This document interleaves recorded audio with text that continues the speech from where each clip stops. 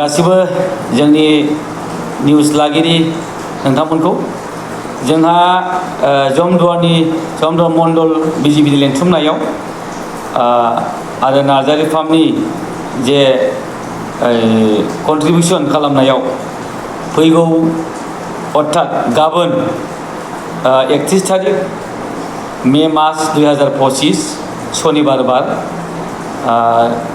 10:30 रिंगानिफ्राय फुंनि 1टा बेलासिसिम जोंहा सामथाइबारि एलपि स्कुलाव अर्थात जारागुरियाव मोनसे मेडिकेल केम्पनि थाखाय आयोजन खालामनाय जादों।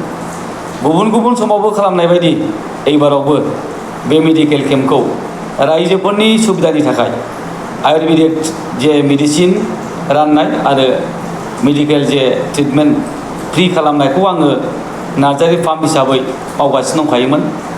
दा बैबारावबो गिबि खेबनि थाखाय अर्थात बे बोसोरनि गिबि खेबनि थाखाय जोङो सामथाइबारि एलपि स्कुलाव जारागुरियाव गाबोननि सानसेनि हाबाफारि लानानै जोङो खालामनो थांगासिनो दङ।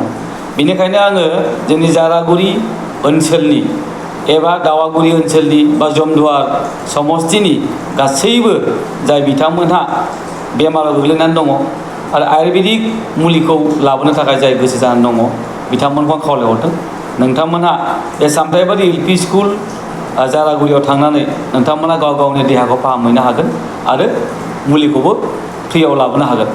बिनि उनाव अखानायै अर्थात 1 तारिख जुन 2025 बा रबिबार खालि जोंहा आरो मोनसे जायगायाव जोङो बे एखे फ्रि मेडिकेल ट्रिटमेन्ट आरो मेडिसिन डिस्ट्रिबिउसनखौ लाबोनाय जादों। जायगाया जाहैबाय कक्सागाव एमभि स्कुल अर्थात कक्सागुरि होननानैबो जों मिथिगौ।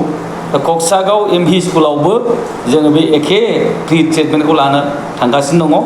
बेवहायबो जमदुवार बिजिपि मण्डलनि बानजायनायाव आरो नार्जारि फार्मनि सहयोग खालामनायाव अर्थात स्पन्सार खालामनायाव बे मेडिकेल केम्पआ जानो थांगासिनो दङ। बेनिखायनो आङो बे कक्सागुरि ओनसोलनि गासैबो रायजो राजाफोरखौ जाय बिथांमोना बेमाराव गोग्लैसोनानै दङ बिथांमोनखौ जाहाथे बे बुंखानाय बा होनखानाय जायगायाव आरो थि समाव थांनानै नोंथांमोना ट्रिटमेन्टखौ लानो हागोन आरो मुलिखौबो लाबोनो हागोन।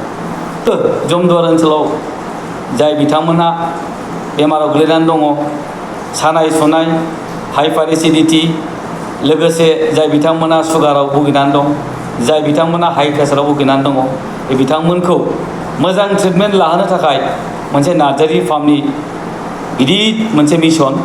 मानो होननानै बुङोब्ला दासिम नार्जारि फार्मनि स्पन्सार खालामनायाव प्राय 27-28टा नाम्बार बे मेडिकेल केम्पआ जानो थांगासिनो दङ।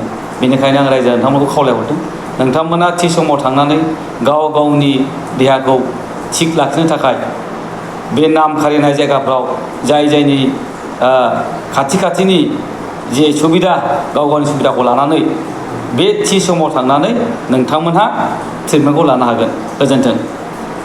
बे जोंना थिखानाय डक्टर हिमांशु बजुर बरुवा बिथाङा माजुलि आयुर्वेदिक जे कलेज बा आयुर्वेदिक हस्पिटालनि इनचार्ज बिथाङा थागोन।